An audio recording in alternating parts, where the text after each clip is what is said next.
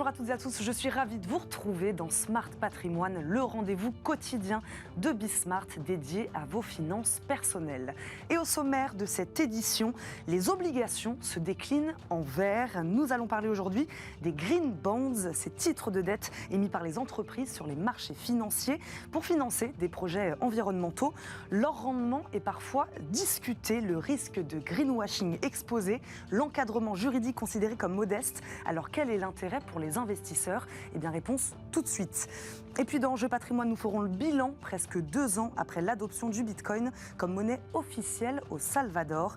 Certains analystes évoquent déjà un bilan plus que mitigé.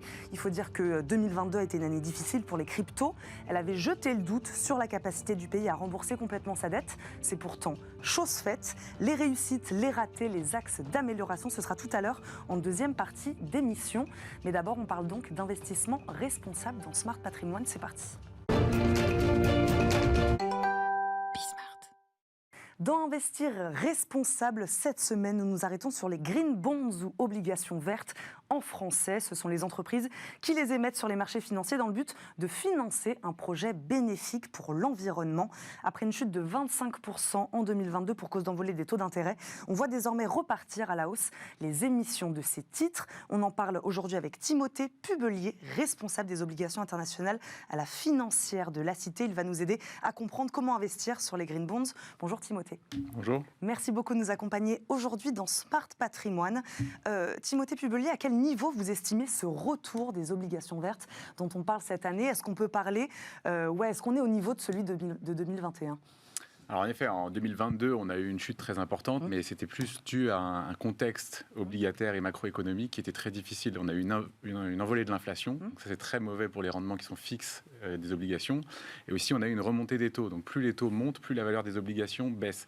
Donc c'était très très compliqué pour émettre et pour que les investisseurs s'intéressent à ce marché. Ensuite, pour 2023, on voit que les investisseurs reviennent sur cette classe d'actifs de façon très forte. Donc les émissions sont aussi importantes. Sur le premier trimestre, on a déjà les chiffres. On peut voir qu'on a eu 150 milliards d'émissions d'obligations vertes. Et on peut tabler sur 600 milliards, entre 600 milliards et 1000 milliards pour cette année et l'année prochaine probablement. Donc si on compare à 2021, on était plutôt autour de 500 milliards.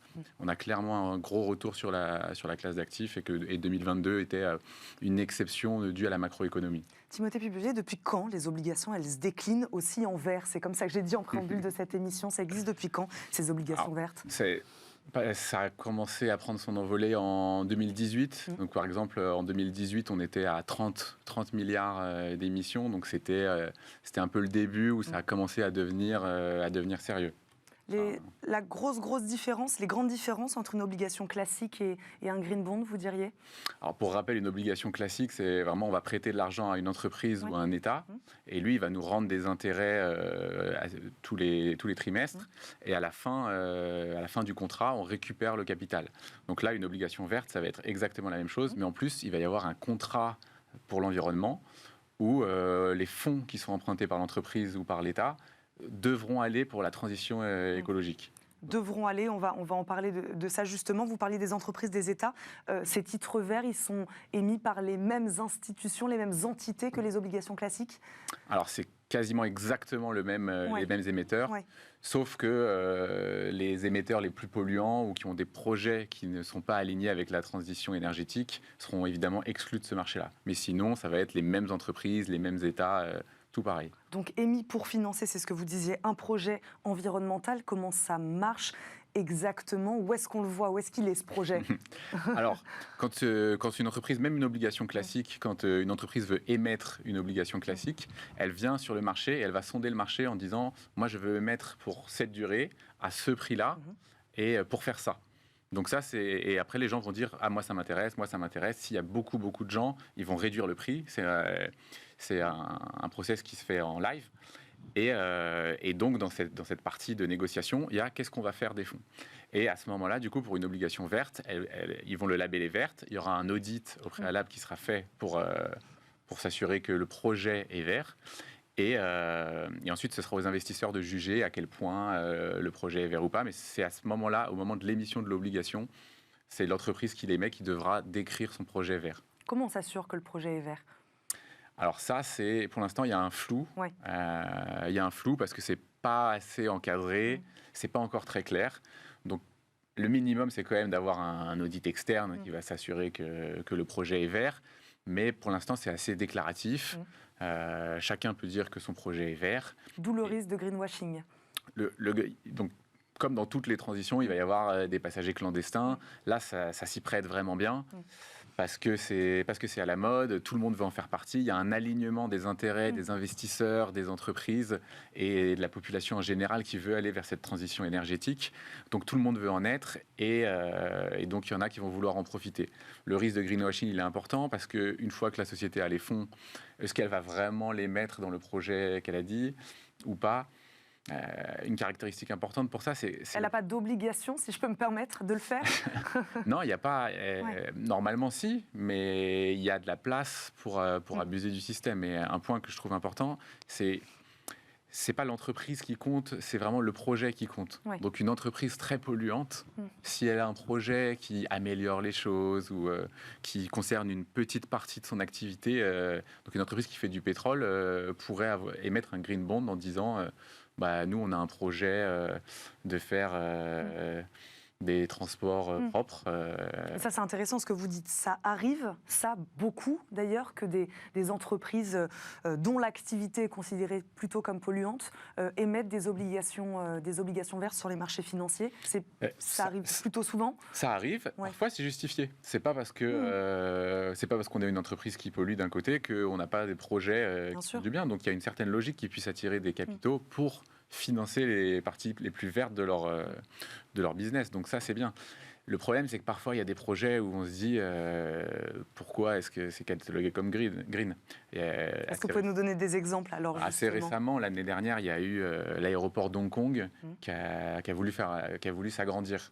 Donc ils sont juste à côté d'une zone protégée où il y a énormément de biodiversité. Il y a des espèces qui sont protégées. Il y a plusieurs catégorisations pour les espèces protégées. Là, c'est des dauphins blancs de Chine qui sont au maximum de la protection, qui vont être menacés par cette nouvelle piste.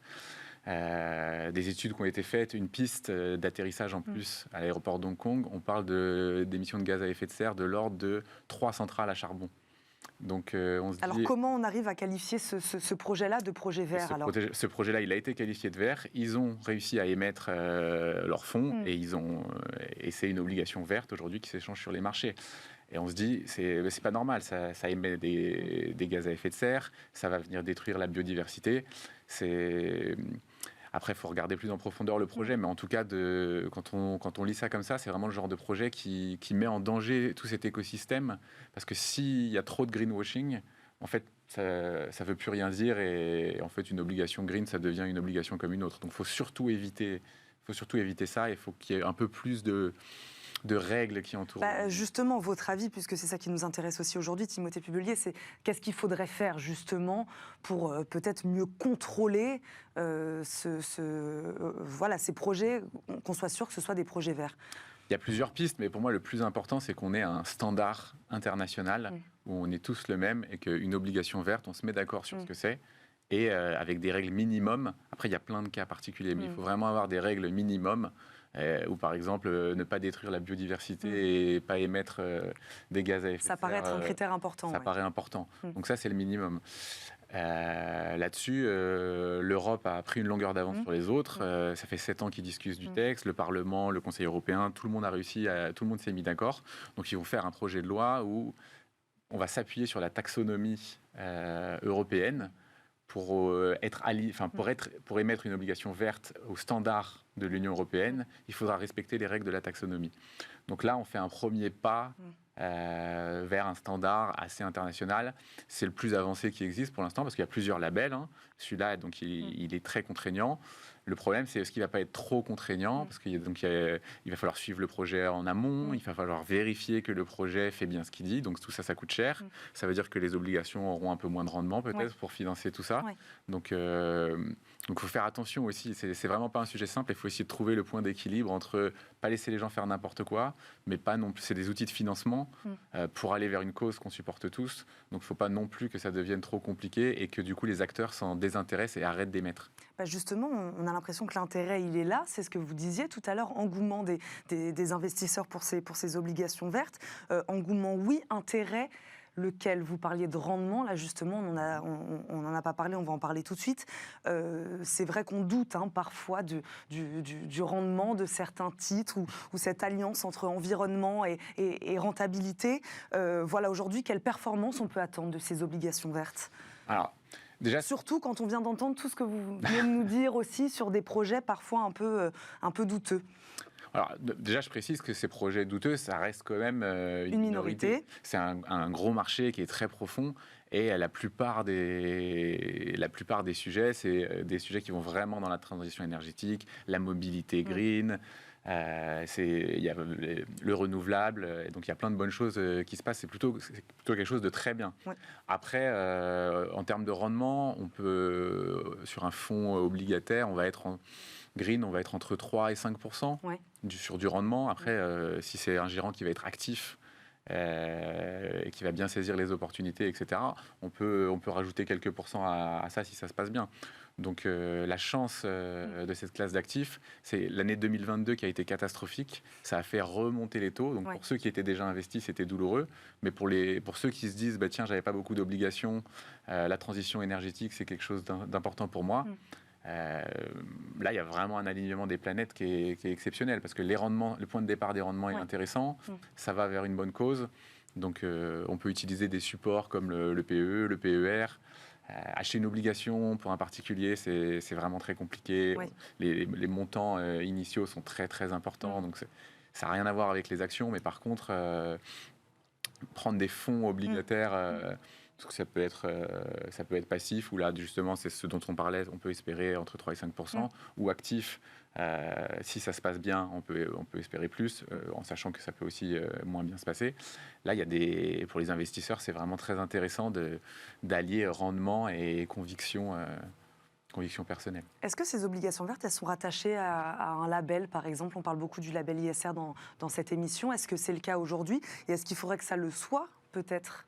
Alors, c'est le cas pour certaines, mais il n'y a pas une règle, une règle qui régit tout le monde à l'international. Une manière de s'assurer qu'il y a véritablement un financement pour un projet environnemental concret? Non. Pour l'instant, il n'y a pas ça. Après, il y a d'autres types d'obligations on ne les appelle pas ça green bond, mais le principe, ça va être, le coupon qu'on reçoit, donc les intérêts de l'obligation, seront en fonction de à quel point l'entreprise a réussi ses engagements verts. Donc on va regarder, si on a emprunté sur 7 ans, on reçoit des intérêts, mais les intérêts ils seront variables et on va auditer le projet et on va être là, est-ce que ce sera vraiment vert? Et s'ils ont fait n'importe quoi, qu'en fait ils ont pollué au lieu de ne pas le faire, et donc ça va réduire, ça va leur coûter plus cher et ils seront punis à ce niveau-là. Timothée Pubulé, il nous reste quelques secondes, 20 secondes. Qu'est-ce qu'on pourrait dire pour résumer ce qu'on vient de se dire? Une réglementation à améliorer, donc ça, voilà, on l'a bien compris. On peut y aller quand même, on peut avoir confiance quand même dans ces obligations vertes, un rendement entre 3 et 5%. Voilà, qu'est-ce que vous diriez pour ceux qui nous regardent là? Moi, ce que je dirais, c'est que là, on est vraiment... le timing, il est parfait pour aller sur cette classe d'actifs.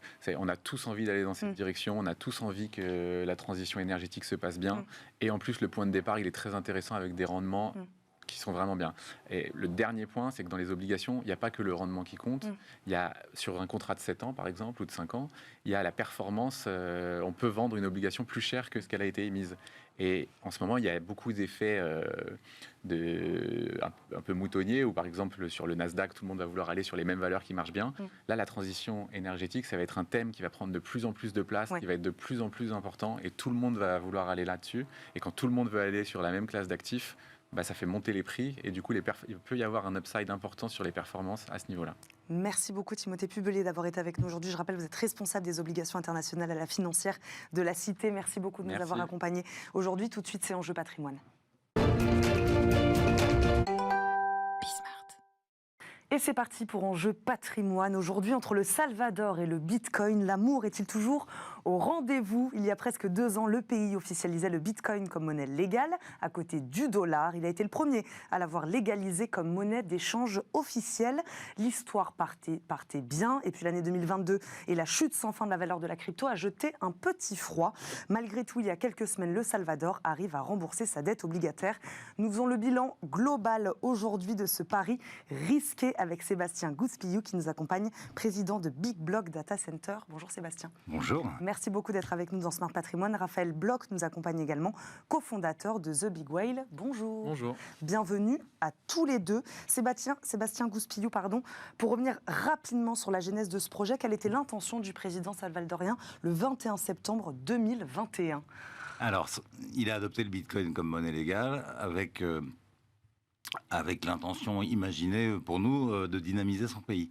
Maintenant, effectivement, l'objectif n'était pas clairement exprimé. Ouais. Donc on peut déduire l'objectif après coup. 2 ans après, on voit les progrès qui ont été faits dans le pays, on voit où l'adoption du Bitcoin a amené le pays.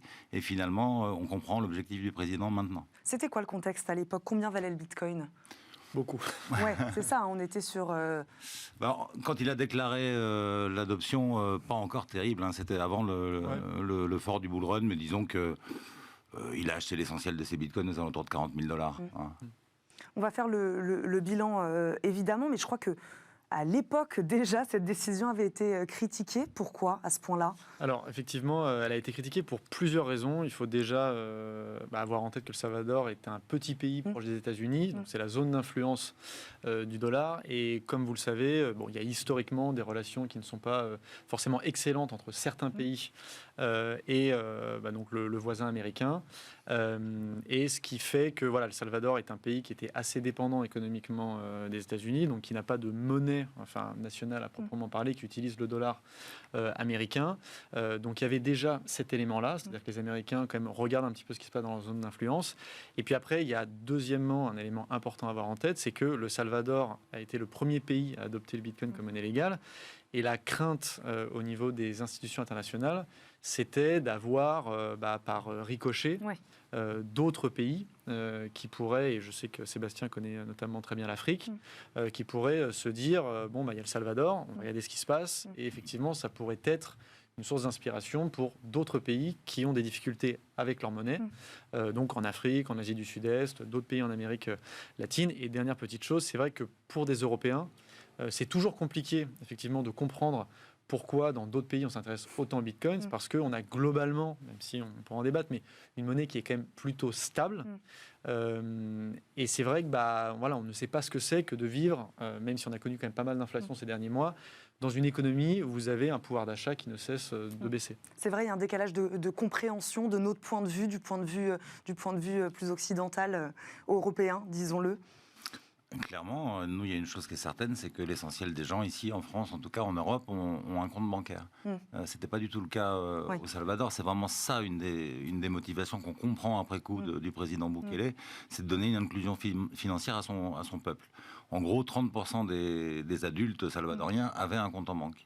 Aujourd'hui, on estime que 70% des Salvadoriens ont ou un compte en banque ou un portefeuille crypto, Chivo pour l'essentiel, le portefeuille d'État.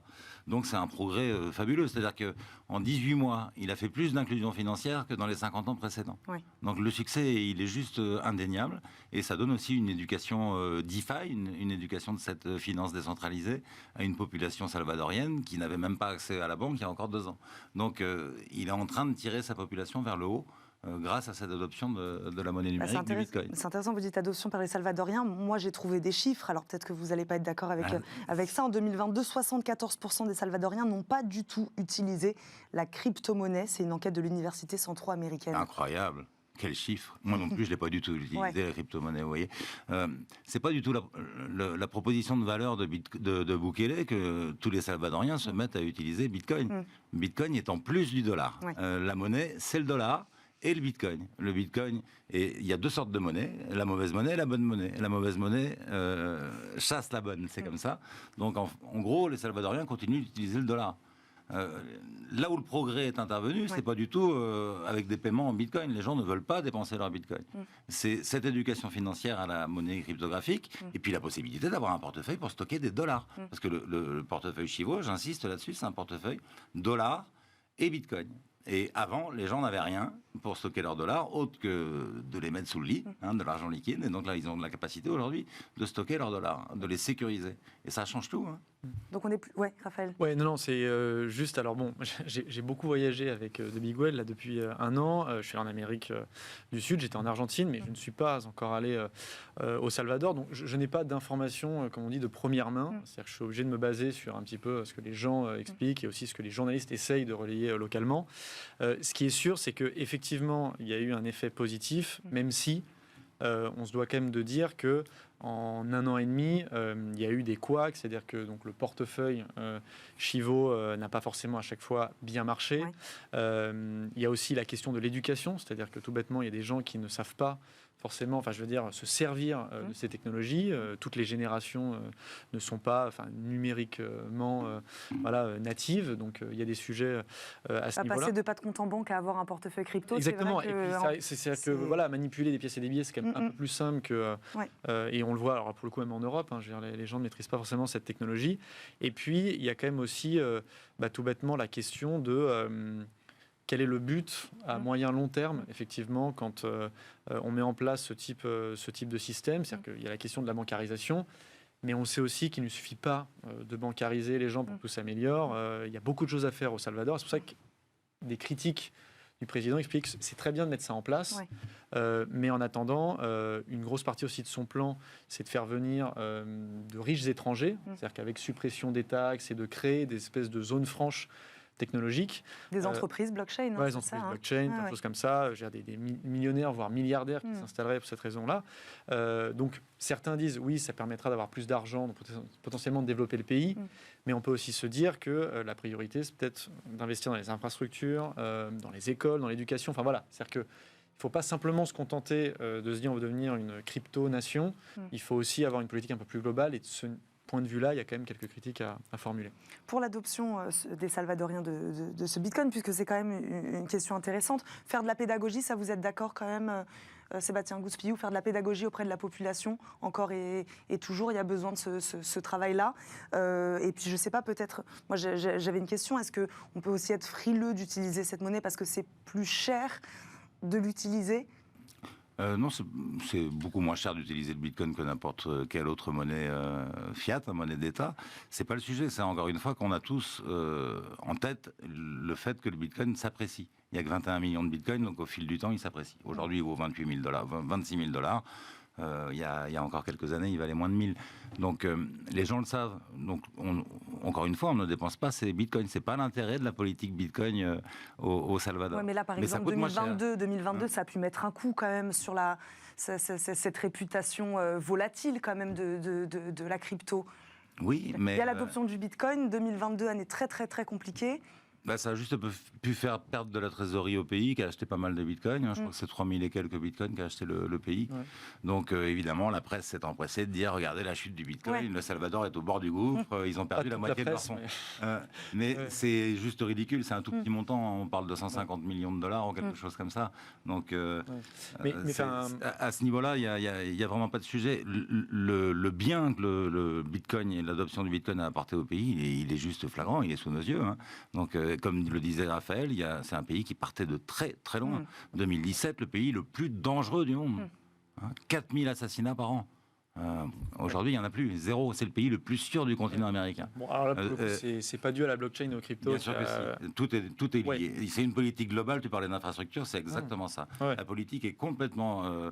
Il y avait tout à faire. Hôpitaux, éducation, sécurité, banque. Et donc, l'infrastructure banque, c'est ça. C'est le Chivo. C'est l'adoption du Bitcoin. Le reste, c'est en cours. Il y a encore beaucoup de travail. C'est loin d'être parfait. Il y a encore beaucoup de travail au niveau de l'hôpital, au niveau de l'éducation. Et ça, je pense que toute l'administration Bukele en a conscience. Mais en tout cas, ce truc super original d'avoir adopté le Bitcoin, effectivement, a concentré beaucoup d'argent étranger dans le pays, a donné une visibilité au Salvador qu'il n'avait pas du tout. Moi, je ne savais même pas où c'était. Et donc, oui, moi, je l'ai vu, je l'ai constaté. Il y a beaucoup de chefs d'entreprise qui arrivent du Canada, des États-Unis, de Chine, et qui viennent s'installer au Salvador, en trouvant qu'il y a une communauté de pensée avec le président, c'est intéressant. Raphaël. Non mais, sur votre question précédente, en fait, on touche du doigt l'espèce d'ambiguïté autour de Bitcoin qu'on associe à la fois à un moyen de paiement et une réserve de valeur. Ouais. Et c'est un peu ça le sujet, et c'est ce que disait Sébastien au départ, c'est que les Salvadoriens vont continuer à utiliser le dollar, mais là où ils avaient un vrai sujet, c'était pour préserver de la valeur dans le temps. Et donc, j'allais dire, même si on n'a pas de chiffres précis, globalement au quotidien, c'est-à-dire que pour acheter des produits tous les jours. On ne dépense pas le bitcoin, c'est ce que vous dites. C'est exactement ça. C'est-à-dire que finalement, ce qui va se passer, c'est qu'ils vont se servir du dollar vraiment comme monnaie d'échange au quotidien. Et par contre, le bitcoin va être une manière en fait de stocker la valeur. C'est pour ça que l'État a investi. Alors effectivement, comme vous l'avez dit, avec une année 2022 un peu compliquée, donc ils ont eu des pertes latentes, mais tant que vous ne vendez pas, enfin vous le savez sur Bismart Patrimoine, vous n'avez pas perdu, donc vous enregistrez une perte latente. Maintenant, il est évident qu'il faudra voir sur le long terme ce que ça donne, parce qu'effectivement, si l'État, préserve une partie de son patrimoine en investissant dans le Bitcoin, c'est bien.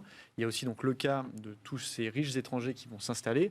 La question va être de savoir comment la population, parce que c'est aussi un sujet qui doit nous intéresser, va en profiter, et c'est là où on revient sur l'éducation, comment on se sert de ces technologies pour effectivement mettre l'équivalent de $10 000. Alors, ce n'est pas le cas au Salvador, par exemple, 150, 500 ou 1000 dollars de côté dans Bitcoin. Effectivement, après, on convertit, on utilise des dollars directement. Parce que là aussi, c'est ce que je disais en préambule de cette émission, le pays a réussi à rembourser sa dette obligataire de 800 millions de dollars il y a quelques semaines. Ça, c'était une surprise. Ah non, c'est pas une surprise. Il avait annoncé, Bukele, qu'il allait... En fait, tout ce qu'il est en train de faire, il l'a annoncé, quand on le suit depuis le début, même avant les élections présidentielles. Il avait annoncé que d'ici 2023, le pays serait revenu au calme, qu'il n'y aurait plus de violence des gangs et qu'il aurait mis tout le monde en prison. Il avait annoncé qu'il rembourserait la dette. Donc pour l'instant, il suit. Le Bitcoin, il a eu quelle influence sur le remboursement de cette dette obligataire? Énorme, parce que ça les rend finançables. Vous voyez, là, on voit... ils ont donc lancé un bond avec l'objectif de lever 1 milliard. Il n'est même pas encore ouvert, qu'il y a déjà 250 millions qui arrivent de chez Bitfinex Tether. Donc voilà, le succès est là. Il y a de gros partenaires qui sont prêts à aider le pays, plus que le FMI ne l'a jamais fait. Donc voilà, ils ont pris le risque effectivement de se mettre à dos les organisations internationales à qui Bitcoin ne plaît pas. Mais pour l'instant, ça réussit beaucoup au pays. Et notamment, il y a un truc, c'est peut-être ça que tu voulais dire, Raphaël, c'est la rémittance. Il y a beaucoup de Salvadoriens qui vivent aux États-Unis et dans d'autres pays, mais surtout aux États-Unis, qui envoient de l'argent au Salvador, dans leur pays d'origine. Et on a lu là aussi beaucoup dans la presse qui a couvert la chute énorme du Salvador, qu'il n'y avait que 2% de ces transferts d'argent en français qui seraient faits en Bitcoin. Mais ça, c'est un chiffre qui est complètement sorti du chapeau du journaliste qui a écrit ça et qui a été repris dans le monde entier, parce que personne ne sait établir ça. Ouais. On ne sait pas le calculer, on ne sait pas le mesurer. Non, si j'envoie 100 bitcoins au Salvador, personne ne saura. Raphaël, 10 secondes. 10 secondes, oh là, non, je vais faire très rapide. Non, mais déjà, merci d'avoir organisé ce débat. Et non, ce que je trouve intéressant, c'est que ça fait des années que je couvre ces sujets. Je suis plutôt pro Web3 crypto. C'est pas pour rien qu'on a lancé un média spécialisé là-dessus. Mais je trouve que le Salvador, parce que c'est le seul pays qui justement a embrassé cette révolution Bitcoin, de temps en temps, on manque un peu de recul, enfin je trouve. Et par exemple, en t'écoutant, Sébastien, c'est qu'effectivement, il y en a beaucoup qui veulent défendre à tout prix en se disant si jamais l'expérience au Salvador ne fonctionne pas, ce sera une catastrophe pour tout l'écosystème. Et je pense qu'on doit quand même garder un œil critique sur ce qui se passe, même s'il y a plein de choses positives, parce qu'il en va aussi, en fait, j'allais dire, de la qualité des débats qu'on a sur ces sujets. Merci beaucoup à tous les deux. Raphaël Bloch, je rappelle, vous êtes cofondateur de The Big Well. Sébastien Gouspillot, président de Big Block Data Center. Merci beaucoup à tous les deux d'avoir été avec nous aujourd'hui dans Smart Patrimoine. Merci à vous de nous avoir suivis. On se retrouve demain, même heure, sur Bismart. Ciao.